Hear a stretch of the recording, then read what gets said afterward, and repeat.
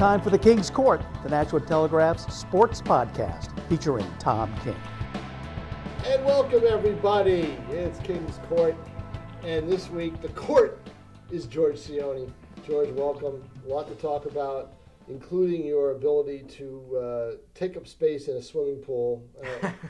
Don't run those photos either, George. Those aren't good either. You're just jealous. I know. And you have a pool right in your house. You're just jealous. I was in it. I've been in it. I've been in it twice. I was in it last night. Definitely. And you're definitely doing everyone a favor by not running photos. That's right. You got that right. See? See? But the photos we all want to see are Tom Brady on opening night of the NFL season against the Pittsburgh Steelers. I don't think that's going to happen, but the question is, when will we see him on the football field other than preseason games and practices? It's up to Roger Goodell. I think, and I'm going to break away from the norm, I think Roger Goodell ought to hear the appeal.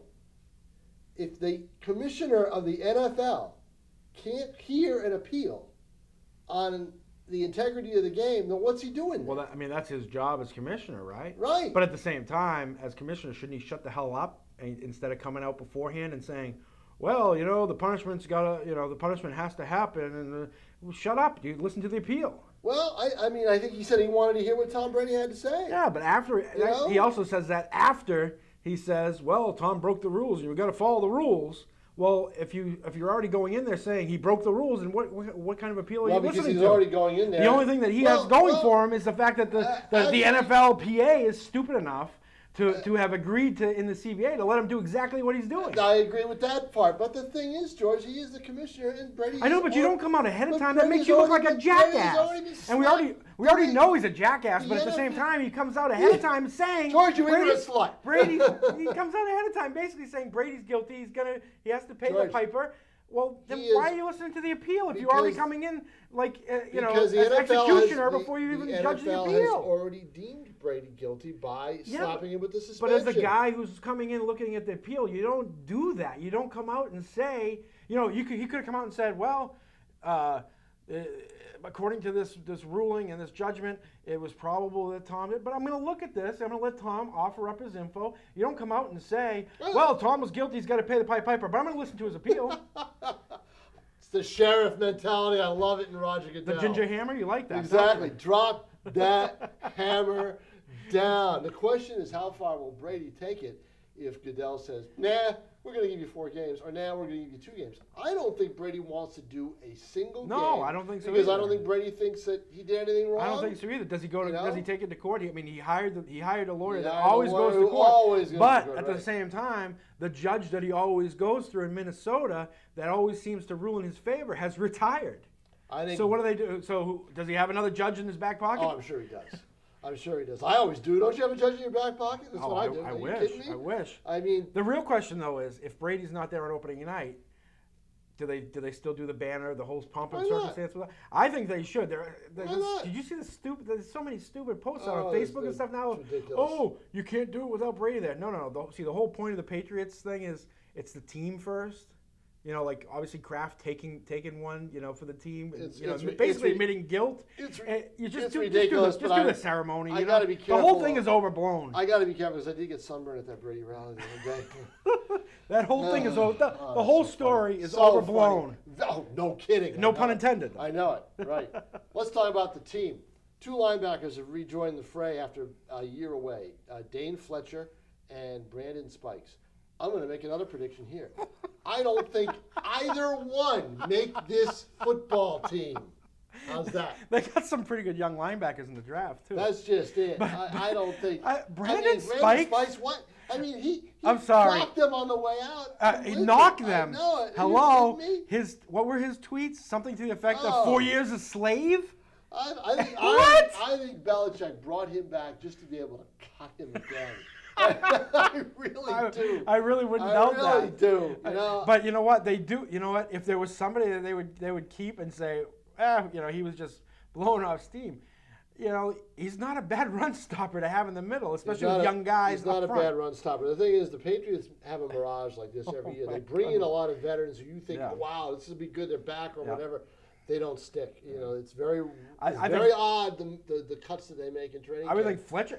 That's what they say. And I would think Fletcher he's kind of he's kind of a tweener, I would think. You know, he He's a seems a lot faster teamer. than just a Special teamer, and that helps. But yeah. I'll be going down there on Friday. I'll be very curious to see what they say about the Deflategate. We'll be back, and you'll hear what we have to say about Don Sweeney, the new Bruins ruler.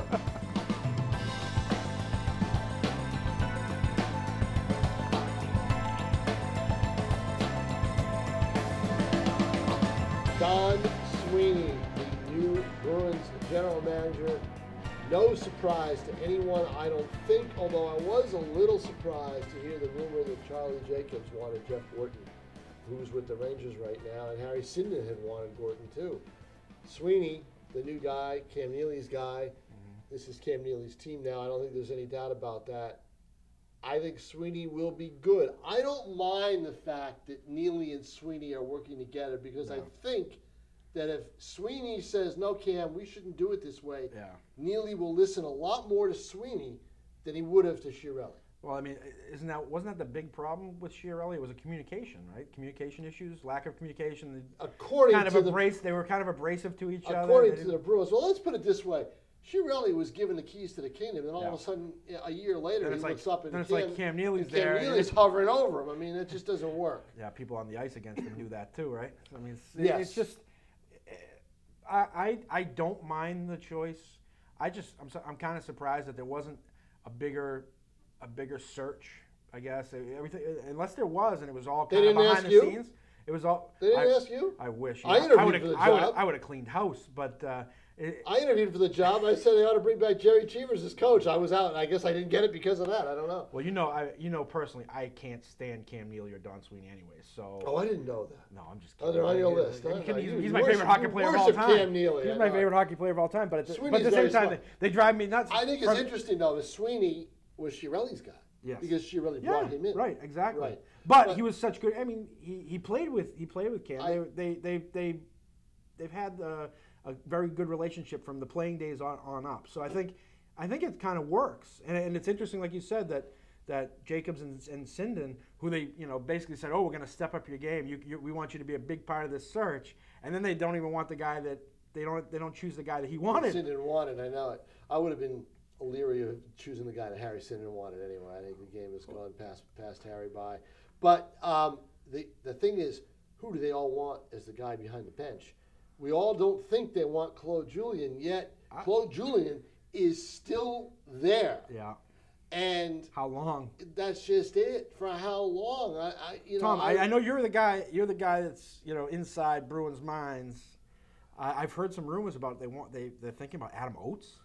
Oh, I hope not. Well, Sweeney played with an Oates. It was a failure in Washington. He got them to the playoffs, but they didn't do anything in the playoffs. Yeah. I don't think that's going to work. Yeah. I know, but who else is there? Bringing back Milbury? No. Sweeney I would love Milbury. Sweeney likes the guy in Providence because that's who you worked with. Right.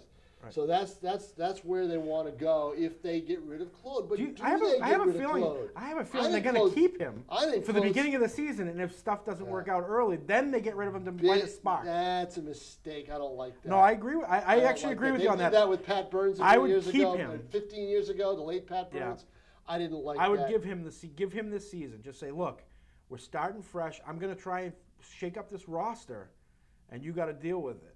And this is your year. This is it. You do well. You're here. Next year, you're gone. If it's nothing. But I do think that Sweeney doesn't like Julian's style. Yes, yeah, I agree. And I don't like Julian's style either. I won them a championship, but they also had the right pieces throughout that roster for that style. Well, the problem with the style is they don't have good enough offensive players to make up for it. And they have them. And they don't have the defensive depth. They had them, but Chiarelli traded them away, and Neely okay. Yeah, and you know what? I heard Neely on some of his radio spots where he admitted, after everyone started attacking on the Sagan deal, everything going wrong, he said, you know what, I'm partially to blame for that too because I could have said no. He actually came out and said that, which you got to respect that. He is the safest guy in the Bruins organization because people go nuts if they fire Cam Neely. They cried when he retired. They'll do a lot worse if he's ever fired. Now, the Rangers and the Tampa Bay Lightning. Oh, my God, these Rangers are driving me nuts. My team is killing me here. I mean, I had a buddy of mine say, they got it won. They never lose a game 7 in the Garden. Well, it's always a first time for everything. So. Yeah, there's no Messier to guarantee it either. No. You know, that's just it. They don't have their best forward. He's out with a concussion. Yeah. So I don't know. Think they win? Think they beat Tampa? I think the NHL hopes so. I think they do too, because they don't want to see Tampa and Anaheim. Yeah, they don't. It's got to be either Chicago or New York. One of those teams has to get in. Could you imagine a Tampa Anaheim final? Chicago, New York. Please let it be Chicago, New York. I just want to see Chicago. Before we go, let me leave you with this thought. If Anaheim makes it, before we go for this segment, Bruce Boudreau, former Manchester Monarchs coach, in the Stanley Cup Finals. Yeah. The Manchester Monarchs, one win away from the Calder Cup Finals. Yeah. How about that in the same year? It's crazy. Think about it. We'll talk local.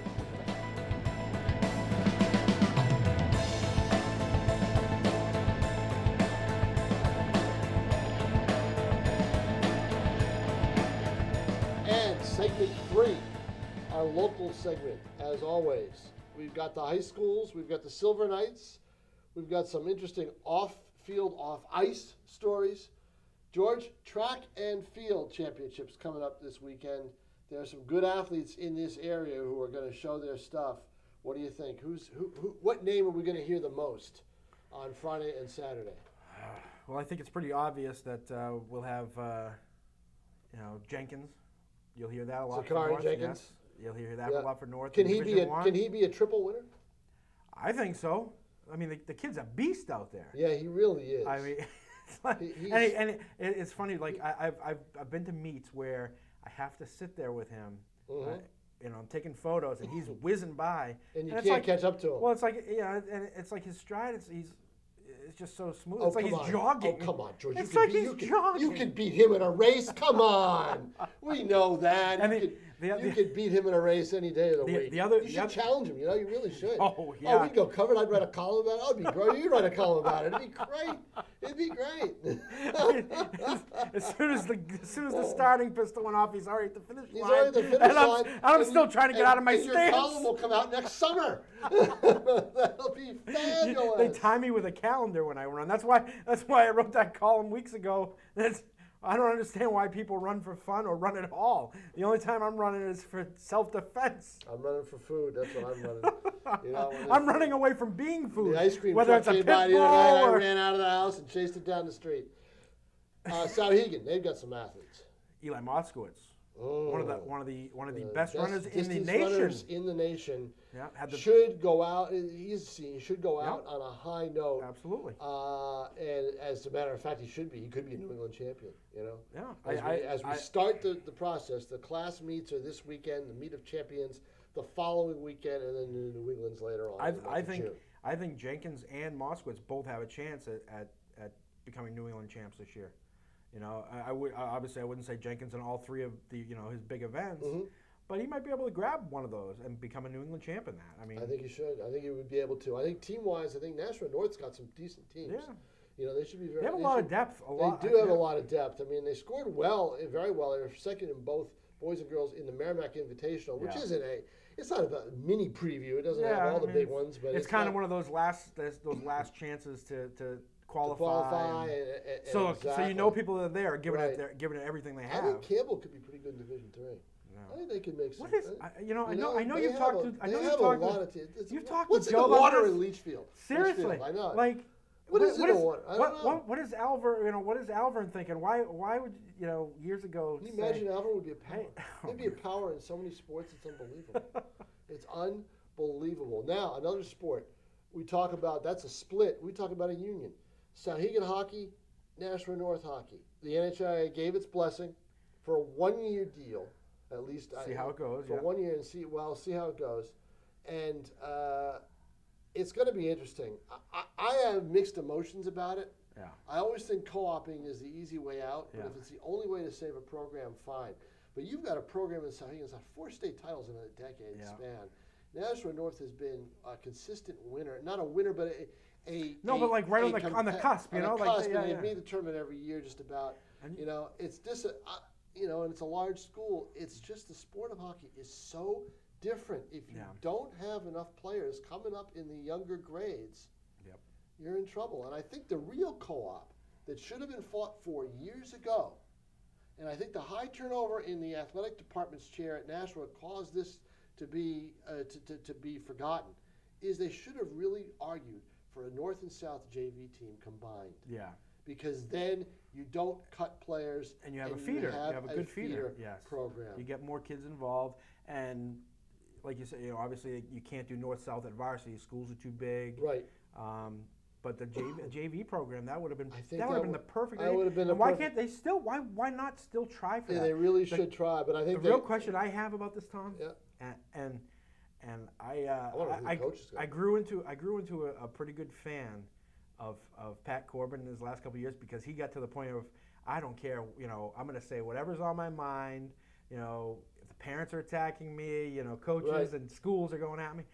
Do you think this co-op, because we looked at the rules. Yes, we looked because at the Pat rules. Corbin saved Hollis. He gave Hollis the out to have a JV schedule a year ago. Okay. At the last minute. So you think he didn't have to do that? So you think it would have been because of the sport itself? I think Pat Corbin got it. Before we go, Silver Knights start workouts on Monday. Their opener is a week from Friday. Next week we will preview their season. Sweet. All right, that's it, George.